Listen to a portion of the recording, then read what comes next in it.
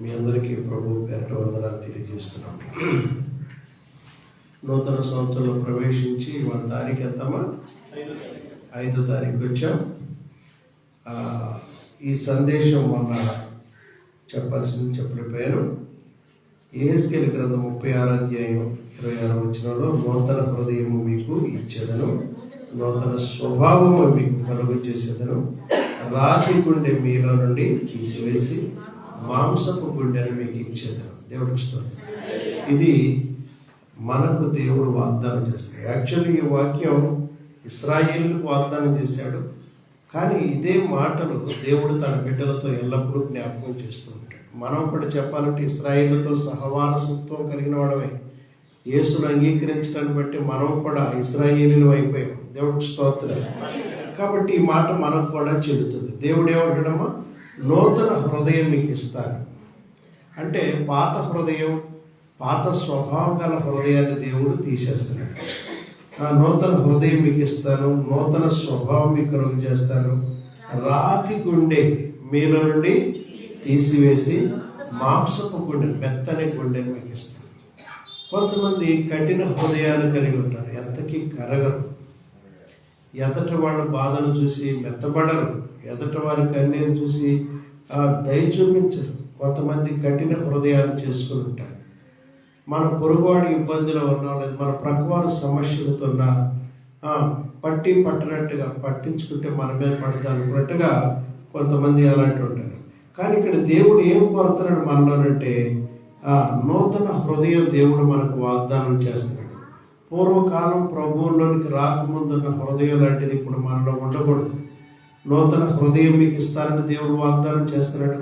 అది మనం పొందుకోవాలి. ప్రభు అదే హృదయం మీరు మాకు దయచేయండి, నూతన హృదయం మీరు మాకు దయచేయండి, నూతన స్వభావం కూడా దయచేయండి. మన పూర్వీకుల నాటి నుంచి వారిలో ఎలాంటి స్వభావాలు మనలో ఉన్నాయో జీన్స్ ప్రకారంగా అదే స్వభావం మనలో ఉంటుంది. కానీ క్రీస్తులోకి వచ్చాక మన స్వభావాలు పూర్తిగా మారిపోవాల్సి ఉంది.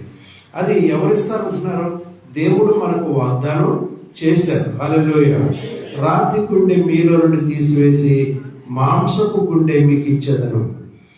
దేవుడు దయ, కరుణ, జాలి, ప్రేమ ఇలాంటి వాటితో కృతజ్ఞత గల హృదయం దేవుడు ఇస్తాడన్నాడు. ఏదో వస్త్రాలు మార్చుకుంటున్నట్టు కాదు, కానీ దేవుడు దయగల హృదయాన్ని, కరుణగల హృదయాన్ని, జాలి, ప్రేమ ఇలాంటివి మనకి ఇస్తాడంటున్నాడు.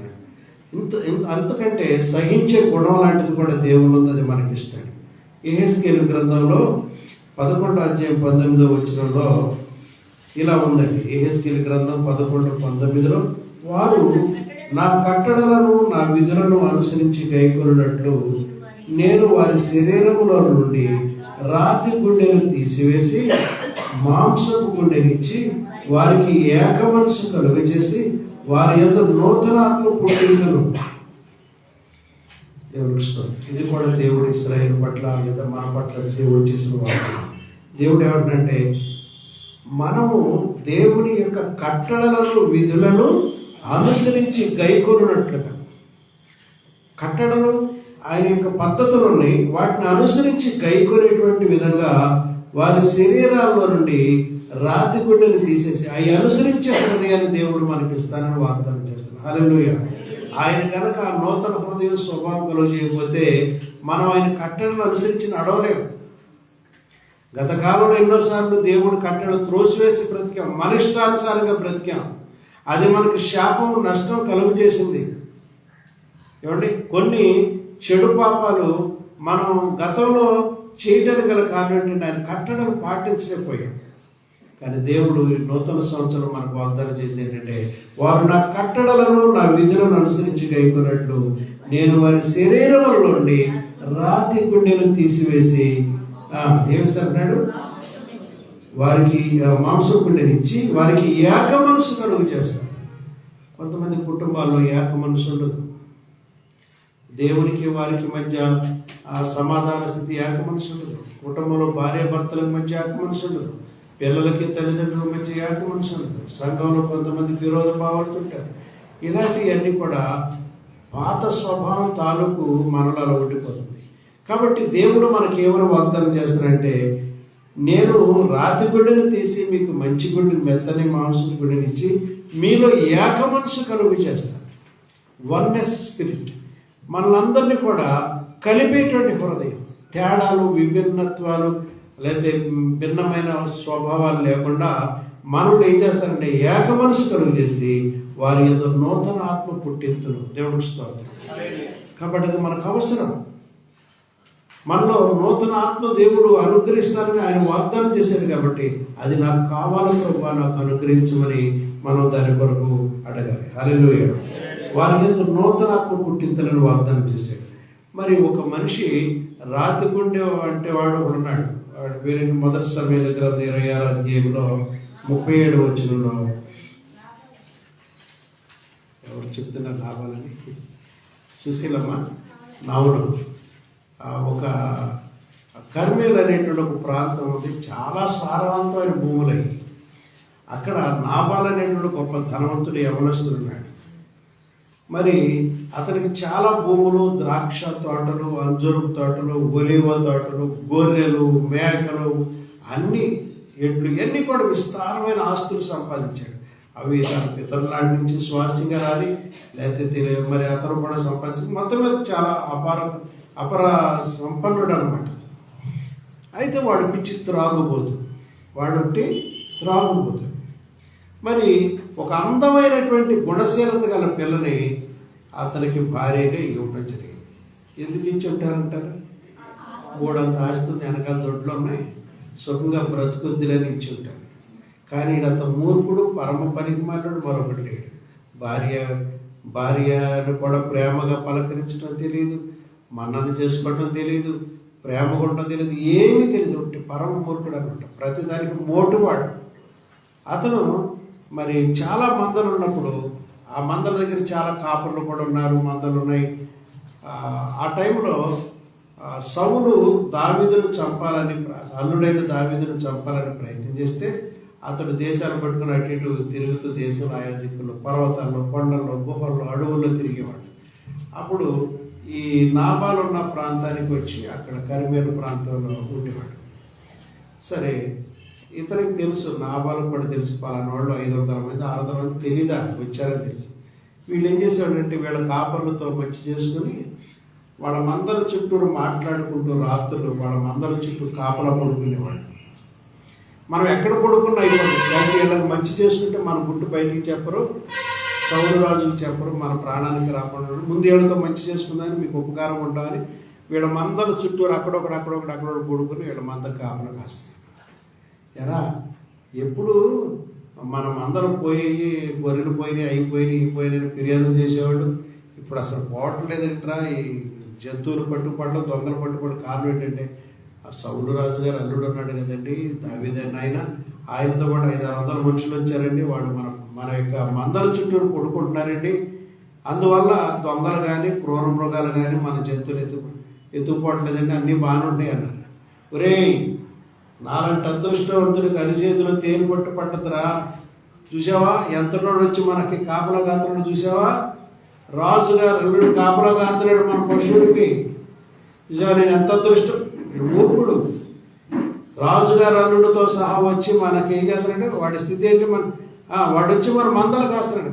కర్మట్టం మనం అదృష్టవంతులం అనుకుంటూ తను గొప్ప చేసుకుంటున్నాడు. అతను మందలకి గొర్రెల బొచ్చు కత్తిరించుకునే సమయం వచ్చింది ఒక సందర్భంలో. అప్పుడు ఆ దేశం అంతా చలి దేశాలు కాబట్టి ఉన్ని, గొర్రెలకి వాటికి ఉన్ని ఉంటుంది, దానికి చాలా కాస్ట్లీగా ఉంటుంది. వాళ్ళందరూ వస్త్రాలు అయ్యే ధరించుకోవాలి, వాటితో వేసిన వస్త్రాలు. కాబట్టి ఇతనికి చాలా ఉన్నించే గొర్రెలు ఉన్నాయి. గొర్రె బొచ్చు కొనుక్కోవడానికి, కత్తిరించుకోవడానికి వర్తకులు వచ్చారు, చాలామంది వచ్చారు. మరి వేల కొలది గొర్రెలు ఉన్నాయి. అప్పుడు అది వచ్చినప్పుడు వాళ్ళ కొరకు విందు చేశాడు. ఎవరు? నాబాల్ అనేటువంటి గొప్ప విందు వాళ్ళకి చేశాడు.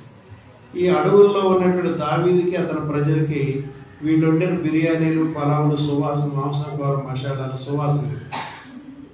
అతను మరి ఇంతకాలం ఇతను కూడా మనం చేదోడు వాదుడు ఉన్నాం కదా అని 2 కుర్రాళ్ళు ఇచ్చి పంపించి అతను నాబాల్ దగ్గర పంపించి, అయ్యా, నీ కుమారుడు లాంటి వాడిని మీ ప్రాంతంలో ఎందుకు బ్రతుకుతున్నాం, మాకు వచ్చిన కష్టాలను బట్టి మా అందరికీ తలకు పట్టేడు అన్నం మీరు ఈరోజు పండగ చేసుకుంటున్నట్టున్నారు, విందు చేసుకుంటున్నట్టున్నారు, మాకు పట్టెడు అన్నం మాకు కూడా పెట్టయ్యా అంటే అంతా పెట్టమన్నా, మాకు కూడా కొంచెం కొంచెం సహాయం చేయమన్నాడు. అని అంటే దావీదెవడో, వాడెవడో, వీడెవడో తమ యజమానుల దగ్గర నుంచి పారిపోయించిన పరిమాణాలు చాలామందిని చూసాం. మేము వండి వాచింది ఎలాంటి వాళ్ళు పెడతాక అని అవిధేయతగా మాట్లాడి కృతజ్ఞత హృదయం ఏమి కూడా లేకుండా వాడికి ఏమి పెడతాకి ఇష్టపడలేదు అతను. అప్పుడు వాళ్ళు వెళుతూ ఏమన్నారంటే, ఒరే వీడు ఇలా ఎందుకు పెడతారా, వీడితో యుద్ధం చేసి వీడిని చంపేసి వీడి ఆస్తంతా మనం తీసేసుకుందాంరా, వీడు ఎట్లా ఎందుకు పెడతారని అనుకున్నాను. ఈ మాటలు పనివాడు విని తన భార్యకి చెప్పారు, అమ్మా దావీదు మనుషులు 500 మనుషులు మనం అందరి చుట్టూ కొడుకునే రాత్రులు మన తోడుగుండి కాపలా కాస్తారు, మన పశువులు ఒకటి కూడా బీరు పోవట్లేదు, అన్నీ బాగుంటున్నాయి. అయితే మన యజమానుల దగ్గరకు వచ్చి పట్టెడు అన్నం పెట్టండి అయ్యా మాకు అనంటే ఈడెవడో ఆడెవడని కేకలేసాడమ్మా, దూషించాడమ్మా. మన యజమానుడు ఎంత పనికి మాలోడో మీకు కూడా తెలుసు కదా అని ఈ సరే ఆవిడ ఏం చేసిందంటే వెంటనే పనివారికి ఆజ్ఞాపించి 5 గొర్రెలు కోయించి వాటి మాంసాన్ని కూరగా వండి వారికి కావాల్సిన భోజనాలు వండి, అంత మాత్రం కాదు రొట్టెలు, అంజూరు పడలు, ద్రాక్ష గెలలు, వాళ్ళకి ఏమైతే అక్కడ తినటానికి ఉన్నాయో అన్నీ కూడా పండ్లు, రొట్టెలు, ఆహారం, మాంసం ఇవన్నీ కూడా వండి పరివారం తీసుకుని ఎట్లాగో ఆయన వచ్చేస్తే నా యజమానుని మా కుటుంబాన్ని నాశనం చేసేస్తారని, ఇతను దావీదంటే సామాన్యుడు కాదు, దేవుడి పక్షం యుద్ధాలు చేశాడు, గొల్లియాతని సూర్యుడిని జయించాడు, చాలా యుద్ధశాలి, ఇవన్నీ తెలుసు రాజ్యంలో ఉన్న వాళ్ళకి. అయితే ఆయన్ని సమాధానపరుచుకుందాని ఈ మాంసం భోజనాలు వేసుకున్నాడు. వచ్చి దావీదు అతనితో ఉన్న కొంతమంది కత్తులు కటార్లతో ఇతని మీద యుద్ధానికి వస్తుంటే ఈవిడ ఎదురెళ్ళి ఆ గాడిద దిగి 2-3 సార్లు నేల మీద బోర్లని సాగిలపడి నమస్కారం పెట్టి, అయ్యా నీ దాసుడు చేసిన తప్పులు క్షమించు, ఆ తప్పును ఆదరించు, నా భర్తను మీరు చంపొద్దు దయచేసి, అతను కొంచెం మూర్ఖుడేనయ్యా, కానీ అతని మీద మీరు చెయ్యి చేసుకుని మీరు ఇలాగా చేయొద్దయ్యా, దేవుడు నిన్ను ఆపాలని కోరుకుంటున్నానని ఆవిడ దండాల దాసుడు పెట్టి దేవుడికి స్తోత్రం. అప్పుడు దావీదు అన్నాడు, దేవుడే నిన్ను పంపించాడా, మేము ఈ రక్తపాతం చేయకుండా దేవుడే నీ ద్వారా మిమ్మల్ని అడ్డుకున్నాడు అనుకుంటున్నాను. సరే మీరు తెచ్చిన దానికి సంతోషం అని చెప్పి అది 500 మంది తీరి అతను వదిలేసాడు. దేవుడికి స్తోత్రం. అతను త్రాగి మాట్లాడాడు కదా నాబాలు. అప్పుడు త్రాగుడు మత్తు తగ్గిన తర్వాత భార్య అతని దగ్గరికి వెళ్ళి, ఏవయ్యా నువ్వు ఎంత పని చేసావు, దావీదును అతని మనుషులు దూషించావు, ఏదో పట్టెడు మెతుకులే కదా పెట్టమన్నారు, దానికి నువ్వు దూషించావట, వాళ్ళు నేను కత్తిరేసుకుని చంపడానికి 500 మంది వచ్చారయ్యా అని చెప్పింది. మరి నా మత్తు తగ్గిందా అని వెనక్కి ఊపిరి తీసుకుని గుండె కార్డియాక్ అరెస్ట్ అంటారు దాన్ని, గుండె సంబంధమైనటువంటి సమస్య వచ్చేసింది. బిర్ర బిగుసుకుపోయాడంట అతను. ఆ భయంతో బిర్ర బిగుసుకుపోయి అట్టగా పడిపోయాడు. 10 రోజులు అలాగే ఉండి చచ్చిపోయాడు. దేవుడు అతను మొత్తాడని రాయబడి. దేవుడికి స్తోత్రం. కొంతమంది ఎవరికి సహాయం చేయని మనస్తత్వం ఉంటుంది.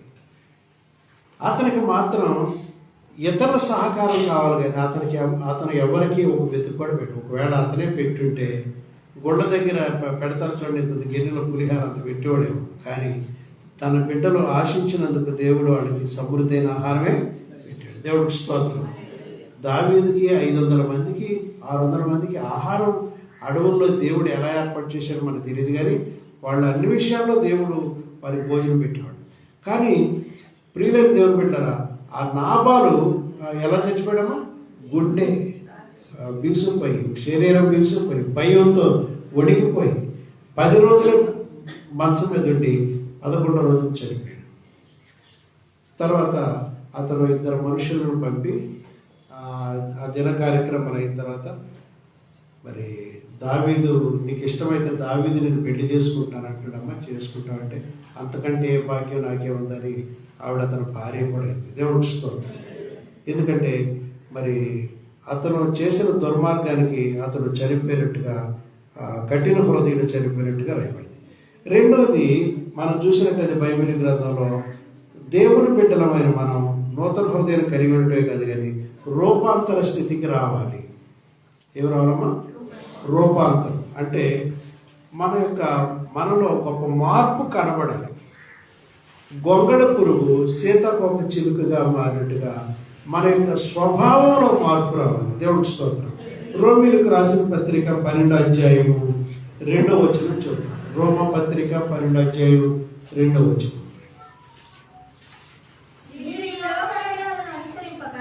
ఇక్కడ పౌలు చెప్తున్నాడు, మీరు అనగా విశ్వాసులు ఈ లోక మర్యాదను అనుసరింపక ఉత్తమమును అనుకూలమును సంపూర్ణమునైన దేవుని చిత్తం ఏదో పరీక్షించి తెలుసుకున్నట్లు మీ మనస్సు మారి నూతన మొగటి వలన రూపాంతరం పొందుడి. దేవుని స్తోత్రం. ఇక్కడ ఏమంటే మీరు దేవుని నమ్ముకున్నారు, అయితే మీరు ఈ లోక పద్ధతులను అనుసరించొద్దు. ఈ లోక మర్యాదలని లోక కట్టడలను ఉంటే కొన్ని మీరు లోక మర్యాదను అనుసరించగా ఇంటి పన్ను కట్టొద్దని కాదు, కుళాయి పన్ను కట్టొద్దని, కరెంటు బిల్లు కట్టొద్దని కాదు, కరెంటు మీద లైన్ల మీద ఏ పొక్కేలు వేసుకుని తెలంగాణలో ఫ్రీ కరెంట్ లాక్కుమని కాదు. వాళ్ళు చేసినట్టు అలాంటి అన్నీ కాదు. ఇక్కడ లోక పద్ధతులు అంటే విగ్రహారాధన విషయంలో, వ్యభిచారాల విషయంలో, దొంగతనాల విషయంలో కొన్ని వాళ్ళకి అలవాటుగా ఉంటాయి. పోకిరి పనులు చేయటం, ఇలా లోకం ఇలాగే ఉంటుంది అనుకుంటారు చాలామంది. కానీ లోక పద్ధతుల్లో మీరు నడవకూడదు. ఎవడండి అబద్ధం ఆడినాడు, ఎవడండి మోసం చేయనోడు, ఎవడండి అని అనుకుని తృప్తి పడుతుంటారు కొంతమంది. కానీ ఒక క్రైస్తవుడిగా మనం అలాగా ఆశపడకూడదు. దేవుడి స్తోత్రం. మనం ఎవరో ఉండండి, మీరు లోక మర్యాదను అనుసరింపక ఉత్తమముడుగా బ్రతకాలి, ఉత్తముడుగా బ్రతకాలి. ఇంకా అనుకూలముగాను, ఎవరికి అనుకూలంగా? దేవునికి అనుకూలంగా ఉండాలి. ఇంకా సంపూర్ణమై ఉన్న దేవుని చిత్తం ఏదో పరీక్షించి తెలుసుకున్నట్టు. దేవుని చిత్తం తెలుసుకోవాలంటే ఎలా వీలవుతుందో తెలుసా? అంత తేలిక దేవుడి చిత్తం మానవుడికి అర్థం కాదు. ఎలా అర్థం? మీ మనసు మారి నూతనం అవటం వల్ల దేవుని చిత్తం మీకు అర్థం. దేవుడి అంత తేలిక దేవుడి చిత్తం గ్రహించలేరు ఎవరు కూడా. దేవుడి స్తోత్రం. దేవుని చిత్తం ఏదో పరీక్షించి తెలుసుకున్నట్లుగా మీ మనసు మారి నూతన మొగటు వలన రూపాంతర స్థితికి రండి. హల్లెలూయా. మనం మనసు మారాలి, నూతన స్థితికి మనం పొందాలి. కాబట్టి లోక పద్ధతులు లోకమందరికీ అనుకూలంగా ఉన్న మనం వాటిల్లో దూరపడదు, వాటిల్లో ప్రవేశించకూడదు. ఎవరినో సంతోషపెట్టడానికి మనం వాళ్ళ కార్యక్రమాల్లోకి వెళ్ళకూడదు. హల్లెలూయా. ఏం చేయకూడదమ్మా? లోకం అనుసరించినట్టుగా అనుసరించకూడదు. కొంతమంది చిన్న చిన్న కార్యక్రమాలు పెట్టుకుంటుంటారు. నేను చెప్తున్నాను, మీరు ఆర్పాటానికి వెళ్ళి మీ డబ్బులు నష్టపరచుకోవద్దు. ఆర్పాటాలకు వెళ్ళి లక్షలు తగిలేసుకోవద్దు. దేవుడికి స్తోత్రం. నేను ముఖ్యంగా మా శ్యామలకు కూడా చెప్తున్నాను, మీరు చిన్న చిన్న కార్యక్రమాలు వచ్చినప్పుడు పెద్ద ఆర్పాటం చేసేసి 2 లక్షలు 3 లక్షలు ఖర్చు పెడతారు. అవి ఏమి రావు. అవి ఉంటే మీ బిడ్డకి భవిష్యత్తుకి ఉపయోగపడుతుంది. సింపుల్గా అసలు చెప్పక్కర్లేదు కూడా. ఈ రోజుల్లో మీ ఫ్యామిలీ పరంగా చిన్నగా చేసుకుని సరిపెట్టుకోవాలి. కానీ పెద్ద ఆర్భాటాలు పోవటం వల్ల లక్షలు నష్టపోతారు. దేవుడి స్తోత్రం. నేను దేవుడి సేవకుడికి చెప్తాను, ఇప్పుడు వరకు కూడగట్టిన డబ్బులన్నీ అడిపోతాయి. కాబట్టి అలా చేసుకోవద్దు. మీరు సేవ్ చేసుకోండి, మీ బిడ్డకు మంచి భవిష్యత్తు ఇవ్వండి. కాబట్టి నేను చెప్పే మాట వాస్తవం. అలాంటి మన సంఘంలో కూడా కొన్ని నిరోధించాం, మీకు అర్థం కావాలని. ఏమండి, యవన బిడ్డలు పెద్దవాళ్ళు అయినప్పుడు వాళ్ళ కొరకు ఆర్భాటాన్ని పెద్ద పోస్టర్ వేసేసి మా పిల్ల ఊర్లో పెద్ద ఏంటి చేయొద్దు. మీరు అది తెలియపరచొద్దు ఎవరికి, అలా తెలియపరచొద్దు. ఇది చాలా కఠినమైన నిర్ణయం. దేవుడికి స్తోత్రం. అలాంటి వాటికి మేము రామని కూడా చెప్పాం కదా. మీరు రాకపోతే మాకు వచ్చిన నష్టాన్ని మేము చేసుకుంటామని చేస్తారు. అలా చేయొద్దండి, తప్పది. దేవుడికి స్తోత్రం. నేను ముందుగా హెచ్చరించేది ఏంటంటే, మీరు లోక పద్ధతులు బట్టి నడవద్దని మీ తండ్రిగా, ఆత్మీయ తండ్రిగా చెప్తున్నాను.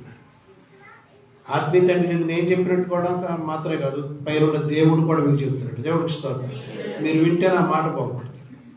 కాబట్టి ఇది దేవుడి మాటగా ప్రతి ఒక్కరు చెప్తున్నా. ఒకవేళ అలాంటి ప్రపోజల్స్ క్యాన్సిల్ పెట్టేసుకుని శుభ్రంగా స్నానం చేసి మామూలుగా కామన్గా నడిచిపోండి.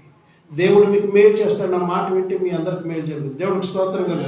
ఏంటి అయ్యారెడ్డి చేస్తాడు, మా ఆశలను తుంచేసి ఇలా అనుకోవద్దు. మీరు ఇది దేవుని సందేశం. దేవుని స్తోత్రం. కాబట్టి మనం ఏమేయాలంటే రూపాంతర స్థితికి రావాలి. దేవుని చిత్తం మీద తెలుసుకోండి. మీ బిడ్డల విషయం దేవుని చిత్తం తెలుసుకోండి. మీ విషయం దేవుడి చిత్తం తెలుసుకోండి. మీ ఆర్థిక వనరులు ఎలా ఖర్చు పెట్టాలో దాని విషయం దేవుని చిత్తం తెలుసుకోండి. దేవునికి వ్యతిరేకమైన పనులు మనం ఎక్కడ కూడా చేయకుందుము కాక. హల్లెలూయా. మనం మార్పు పొందామన్న దానికి గుర్తుగా రేపు పండగలయ్యా రాబోతుంది. యవన కుమారులని మీకు చెప్తారు, మీరు ఎవరు కోడి పందాలు కానీ పేకాటలు కానీ గుండాటలు కానీ వెళ్ళి మీ డబ్బులు నష్టం చేసుకోండి. మీకు డబ్బులు చాలా అవసరం. అది మీ భార్య పట్ల మీకు మీ కుటుంబ భవిష్యత్తుకు ఉపయోగపడతాయి. అవి ఎందుకు పనికిరాని దుర్మార్గులు తినేస్తారు మీ డబ్బులు. మీరు అక్కడికి వెళ్ళొద్దు. దేవుని బిడ్డలు అసలు అలాంటి చోట కాలు కూడా పెట్టండి. దేవుడు ఇష్టం. ఇలాంటివి ఉంటే మీరు ఆగిపోండి. లేకపోతే గొప్ప నష్టాలు మీరు ఎదుర్కొంటారు. ఇది కూడా దేవుడు చెప్పే మాటే. హల్లెలూయా.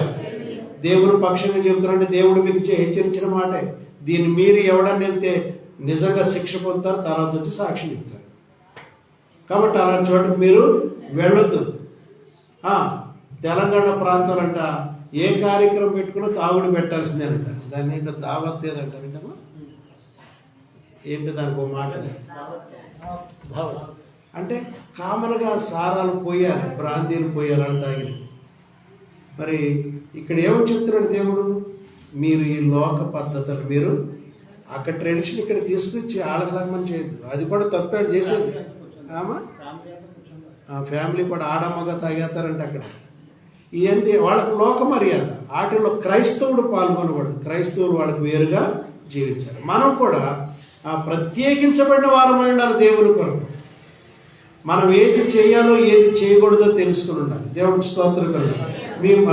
మీరు ఈ లోక మర్యాదను అనుసరించక ఉత్తమమును అనుకూలమును సంపూర్ణమునై ఉన్న దేవుని చిత్తమేదో పరీక్షించి తెలుసుకున్నట్లు మీ మనసులు మారి నూతనం అవటం వలన మీరు రూపాంతరం పొందుడి. హల్లెలూయా. దేవుని చిత్తాన్ని కూడా మీకు అర్థమవుతుంది. మీకు నూతన హృదయం వస్తే ఇవన్నీ కూడా అర్థమవుతుంది. దేవుడికి స్తోత్రం. మూడవదిగా మనం ధరించుకోవలసినవి మనం విడిచిపెట్టాల్సినవి కూడా ఉన్నాయండి. అవి కూడా చూద్దాం. కొలస్సీ పత్రిక 3:10 కూడా చూద్దాం. కొలస్సీ పత్రిక 3:10 మీరు పరిత్యజించాలంటున్నాడు. ఏం పరిత్యజించాలో చూద్దాం. కొలస్సీ పత్రిక 3:5 చదవండి. కావున భూమి మీద ఉన్న మీ అవయవములను అనగా ఇవి కూడా అవయవాల్లాగా చెప్తున్నాడు. జారత్వమును, అపవిత్రతను, కామాతురతను, దురాశను, విగ్రహారాధన అయిన ధనాపేక్షను చంపివేయుడి. వాటి వలన దేవుని ఉగ్రత అవిధేయుల మీదకి వచ్చును. దేవుడికి స్తోత్రం.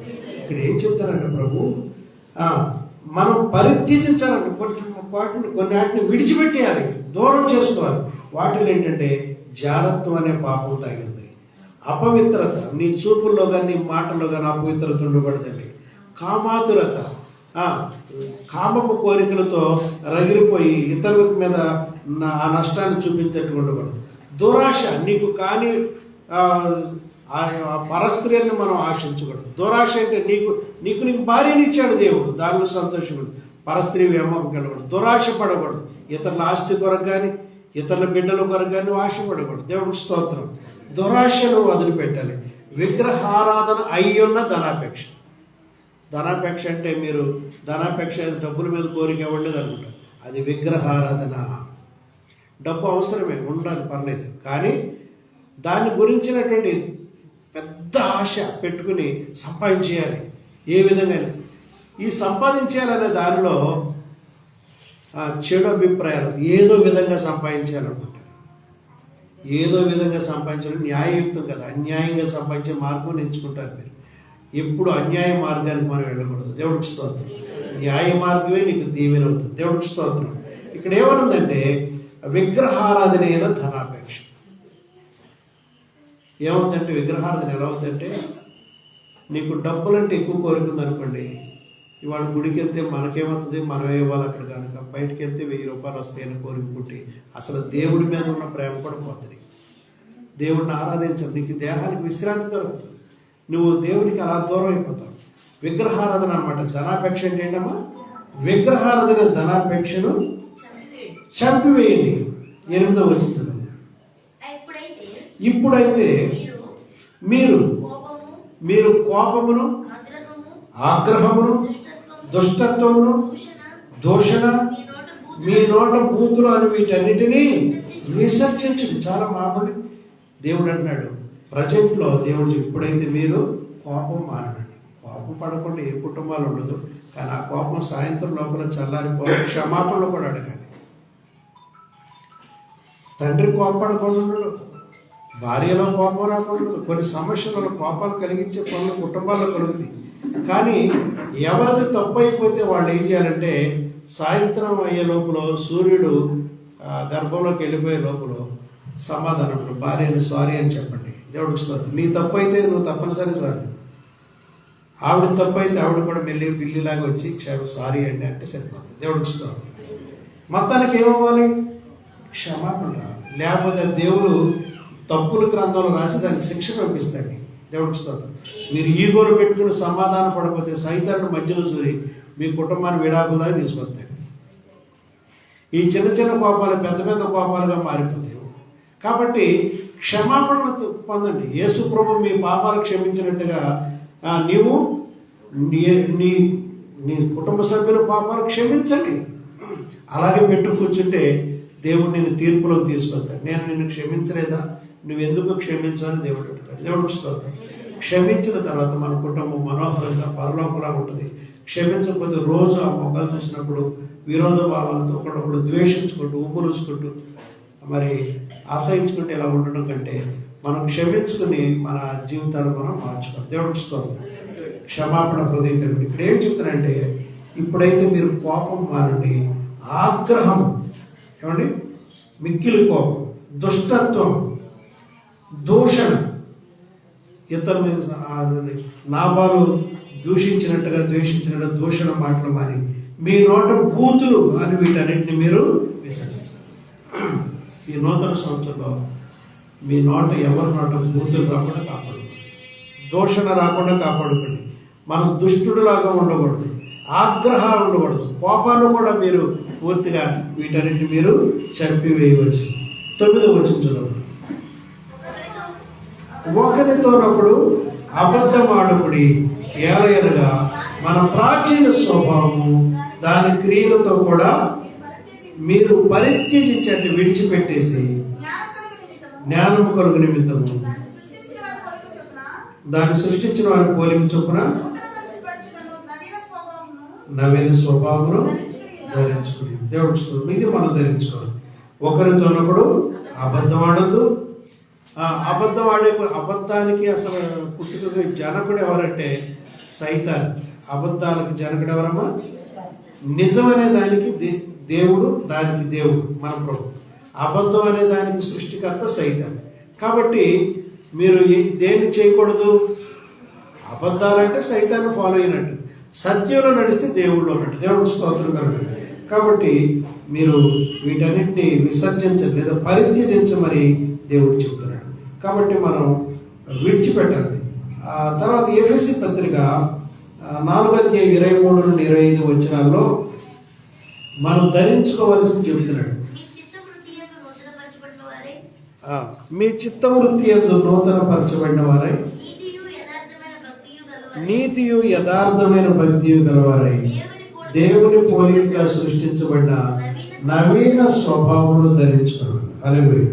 ఇక్కడ చిత్తవృత్తి అంటే మన ఆలోచన విధానం, మన యొక్క తలంపులు, మన చిత్తవృత్తి యందు నూతన స్థితి రావాలంటున్నాడు. హల్లెలూయా. దానికి ఏం చేయాలంటమ్మా? నీతియు యథార్థమైన భక్తియు గలవారై దేవుని పోలికగా సృష్టించబడిన నవీన స్వభావమును మనము ధరించుకున్నాం. విశ్వాసం ద్వారా మనం ధరించుకున్నాం నవీన స్వభావం. హల్లెలూయా. నేను ఒక నూతన స్వభావాన్ని ధరించుకుంటున్నాను అని మనం అనుకోవాలి. ఏంటది? నీతి అనేటువంటిది యథార్థమైన భక్తియు గలవారై దేవుని పోలికగా సృష్టించబడిన నా ప్రభువాన్ని, నీ స్వభావాన్ని నాకు దయచేయి, నీ ఉద్దేశాలు నాకు దయచేయి, నీ చిత్తంలో నేను నడిచే సహాయం చేయమని ఆయన దేవుని పోలికలో రావడానికి మనం ప్రయత్నం చేయాలి. అడగాలి దేవునికి మరీ దగ్గరగా జీవించడానికి మనం ప్రయత్నం చేద్దాం. దేవుడికి స్తోత్రం కలగాలి. మన చిత్తం కూడా మారాలి. చిత్త వృత్తి ఎందు నూతన స్థితి కలగాలి. నీతియు యథార్థమైన భక్తి గలవారై దేవుని పోలికగా సృష్టించబడిన నవీన స్వభావం మనము తెలుసు. ఇంకా ఉంది 25 వచ్చిన మనం ఒకరినొకరము మనం ఒకరికొకరు ఏమై ఉన్నాము? క్రీస్తులో అవయవములమై ఉన్నాము కనుక మీరు అబద్ధమాడటం మాని ప్రతి వాడును తన పొరుగు వారితో సత్యమే మాట్లాడవలెను, కోపపడు కానీ పాపము. ఈ నూతన సంవత్సరంలో మరొక విధంగా దేవుడు మాట్లాడుతున్నాడు. మనం సంఘంలో ఒకరికొకరు అవయవములమై ఉన్నాం కాబట్టి మీరు అబద్ధమాడట మాని మీలో ప్రతి వాడు తన పొరుగు వారితో సత్యం మాట్లాడని మరొకసారి హెచ్చరిస్తున్నాడు. తర్వాత 5వ విషయం ఏంటంటే ఎఫెసీ పత్రిక 5:2 వచనంలో ప్రేమ ఐక్యత అనేటువంటి పరిమళాన్ని ఈ లోకంలో వెదజాలమని దేవుడు వాక్యం చెప్తుంది. హల్లెలూయా. ఏ వెదజాలని? మనం ప్రేమ, ఐక్యత. మనం ప్రేమించే మనసు కలిగి ఉండి ఈ ప్రేమను తప్పుగా అర్థం చేసుకోండి. దేవుని ప్రేమ, నిష్కల్మషమైన ప్రేమ, స్వచ్ఛమైన స్వార్థము లేని ప్రేమ. ఈ ప్రేమను, ఐక్యతను అనేటువంటి ఈ రెండింటిని, ఆ పరిమళాన్ని లోకానికి అందజేయాలి. దేవుడు ప్రేమై ఉన్నాడు, కానీ దేవుడిని లోకం ఎవరు ఎరగరు. దేవుడు ఎలాంటి ప్రేమ గలవాడు చెప్పాలంటే నీవు దేవుని పక్షంగా ఆ ప్రేమను ఇతరులకు చూపాలి. హల్లెలూయా. ఏం చేయాలి? మనం వీళ్ళలో దేవుడు ఉన్నాడు అని అనుకోవాలి. కాబట్టి దేవుడు ప్రేమించినట్టే మనం కూడా మన ఇరుగు వారికి, నిరుపేదల పట్ల, కష్టాల్లో ఉన్న వారి పట్ల, శోధనలో ఉన్న వారి పట్ల మనము మన శక్తికి లోబడి మనం ఏం చేయాలంటే సహాయం చేయాలి. ప్రేమ అనేటువంటిది, ఐక్యత అనేటువంటిది ఒక పరిమళం లాంటిది. అది వెదజాలని చెప్పి ఎఫెసీ పత్రిక 5:2 చదవమా. క్రీస్తు వారు మిమ్మల్ని ప్రేమించి పరిమళ వాసనగా ఉండుటకు మన కొరకు తను దేవునికి అర్పణముగాను బలిగాను అప్పగించుకొనెను. అలాగనే మీరును ప్రేమ కలిగి నడుచుకోండి. ఇక్కడ చెప్తున్నాడు, క్రీస్తు ప్రభు వారు మిమ్మల్ని ప్రేమించి మన మురికి వాసన, పాప వాసన అని పోయి మనం పరిమళ వాసనగా ఉండు నిమిత్తము మన కొరకు తనగాను దేవునికి బలిగాను అర్పణముగాను అప్పగించాడు. దేవునికి స్తోత్రం. సరే, మనం ఏ స్థితికి రావాలని దేవుడు బలి అయ్యాడు మన కొరకు? పరిమళ వాసనగా ఉండటానికి. కాబట్టి మనం కూడా ఆయన ద్వారా మనకు సంభవించిన పరిమళాన్ని ఈ లోకంలో వెదజాలి. అంటే ఏమి ఇవ్వాలి? మనం ఇతనికి పరిమళం ఇవ్వాలి, ప్రేమ చూపించాలి. మనం చూపించవలసిన అవసరం ఉన్న చోటల్లా ప్రేమను కనపరచాలి, దయతో పలకరించాలి, ఒక చిరునవ్వుతో పలకరించాలి. వారి పట్ల వాళ్ళని అర్థం చేసుకోవాలి, వాళ్ళ కష్టాన్ని వినగలగాలి, వాళ్ళ పరిస్థితికి మనం ఎంతో కొంత మనం సహాయం చేయగలగాలి. దేవుడికి స్తోత్రం. ప్రేమ, ఐక్యత అనేటువంటి పరిమళాన్ని వెదజాలి. అలాగనే మీరు ప్రేమ కలిగి కీర్తన గ్రంథం 133వ కీర్తన, ఒక మాట 133వ కీర్తన మొదటి నుంచి చదవడమా. సహోదరులు ఐక్యత కలిగి నివసించుట. చూడండి, ఐక్యత చాలా గొప్పదండి. సహోదరులు ఐక్యత కలిగి నివసించుట ఎంత మేలు, ఎంత మనలో ఐక్యత ఉండాలండి. సహోదరులు ఎలా ఉండాలంటమ్మా? ఒక ఇంటిలో ఉన్న బిడ్డలు మాత్రమే కాదు, ఇక్కడ సంఘంలోకి వచ్చిన మనం కూడా కొడుకోవాలి సహోదరుని. సహోదరులు ఐక్యత కలిగి నివసించుట ఎంత మేలు, ఎంత మనోహరం అంటుంది. ఎంత మేలు! ఐక్యత చాలా అవసరం. ఒక 4 ఎడ్ల కథ ఉంటుంది. మీరు 2వ తరగతిలో ఇప్పుడు చదువుంటారు. మేము బాల శిక్షలో చదివి 4 ఎద్దులు ఉంటాయి అడవిలో. ఆ 4 ఎద్దులు ఉన్న కాడికి శివపోసి ఈ 4 కలిసి దాన్ని తరివేసి తర్వాత వీటికి విరోధం వచ్చి విడిపోయినాయట. నా దారి నేను ఉంటాను, నీ దారిని ఉండు, మన 4 పడదు అని విడిపోయారు. సింహానికి ఈజీ అయింది, వచ్చి ఒక్కోదాన్ని పట్టుకుని చంపేయటం, తినేయటం. చూసారు, ఐక్యతలో బలం ఉంది. ఐక్యతలో ఏముందమ్మా? మన కుటుంబాలు ఐక్యతగా ఉండాలి. మన కుటుంబాల్లో ఐక్యతను పాడు చేసే సమస్య భార్యలో వచ్చినా, బిడ్డలో వచ్చినా సమాధానం పరుచుకుని దాన్ని మెయింటైన్ చేయాలి. ఐక్యతను తీసుకురావాలి, అవగాహన కలిగించాలి. లేదా ఒక అడుగు మనం తగ్గించుకోవాలి. మన ఈగోను విడిచిపెట్టి తగ్గించుకుని ఐక్యతను మనం పెంపొందించుకోవాలి. అది చాలా గొప్ప విషయం. దేవుడు స్తోత్రం. దేవుడు అది కోరుకుంటున్నాడు. ఈ నూతన సంవత్సరంలో దేవుడు ఏం చెప్తాడంటే సహోదరులు ఐక్యత కలిగి నివసించుట ఎంత మేలు ఎంత మనం. కాబట్టి మన కుటుంబంలో ఐక్యత సాధిద్దాం. మన కుటుంబ ప్రజల మధ్య ఐక్యత, మీరు అన్నదమ్ములు అక్క చెల్లి ఐక్యత కలిగి ఉండండి. సంఘంలో కూడా ఐక్యత కలిగి, ఐక్యత అనేటువంటి చాలా మంచిదని దేవుడు వాళ్ళ సహోదరులు ఐక్యత కలిగి నివసించడం ఎంత మేలు ఎంత మనోహరము. చదవండి. అది ఎలాంటిదని చెప్తున్నానంటే యాజకులకి తల మీద ఒక పరిమళ తైలాన్ని అభిషేకంగా పోయబడుతుంట. యాజకుల కొరకు ఒక పరిమళ ద్రవ్యాన్ని తయారు చేయించాడు. అలాంటిది ఇంకెవడు తయారు చేయకూడదు, చేతి చంపేయండి అన్నాడు. అది యాజకులు మాత్రమే వాడదగినటువంటి పరిమళ తైలం ఉంటుంది. అది ఒక తైలం ఇలా నెత్తి మీద పోస్తే ఆ యాజకుడికి తల నుంచి జారి ఈ గడ్డ మీద కారి అతని వస్త్రాల నుంచి కూడా జారి దిగజారి పరిమళ తైలం అని ఉంటుంది. ఆ యాజకుడు అలా పోయిపడిన వాడు వీధిలోంచి వెళ్తున్నాడు అనుకోండి, ఆ సువాసన అటు ఇటు వెదజల్లబడినప్పుడు ఇళ్లలోనే ఉన్నవాళ్ళకు కూడా సువాసన వెళ్ళిపోతుంటది. రే పాస్టర్ గారికి వెళ్తున్నాడు రా అని ఇంట్లో ఉండి చెప్పుకునేవాడు. అంటే ఎందుకని ఆ సువాసన అనేది ఎవరి దగ్గర ఉండేది కాదు. అర్థం. ఇక్కడ దేవుడు ఏం చెప్తున్నాడంటే అది తల మీద పోయబడి అహరోను అనే యాజకుడు గడ్డం మీదగా వారి అతని అంగీల అంచు వరకు దిగజారిన పరిమళ తైలం వలె ఉండును. అంటే ఐక్యత అనేది మంచి సువాసన లాంటిది. దుర్వాసన మనం అసహించుకుంటాం, సువాసన మనం ఆగ్రహిస్తాం. సువాసన లాంటిది మనం చూపించే ప్రేమ, ఐక్యత అనేటువంటిది సువాసన అన్నమాట. సియోను కొండల మీద దిగవచ్చు, హెర్మోను మంచు వంటిది. సాధారణ మన మామూలు కొండలే ఉంటాయి, కానీ ఆ కొండల మీద తెల్లటి పొరతో కప్పబడి మంచు కొండలు ఉంటే మనం చాలా ఆనందిస్తాం. ఈ మధ్యకాలం ఎక్కడో మన ఇండియాలో ఆంధ్రప్రదేశ్ అరకు ఒకటేనా ఇంకెక్కడో వచ్చినాయట, కొండల మీద మంచు దిగిందట. చాలా మనోహరంగా ఆస్వాదించారు.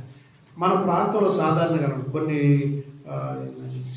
శీతల మండలాల్లో వాళ్ళున్న ప్రాంతాల్లో, అమెరికా ఇలాంటి ప్రాంతాల్లో కొండల మీద కూడా మంచు వస్తుంది.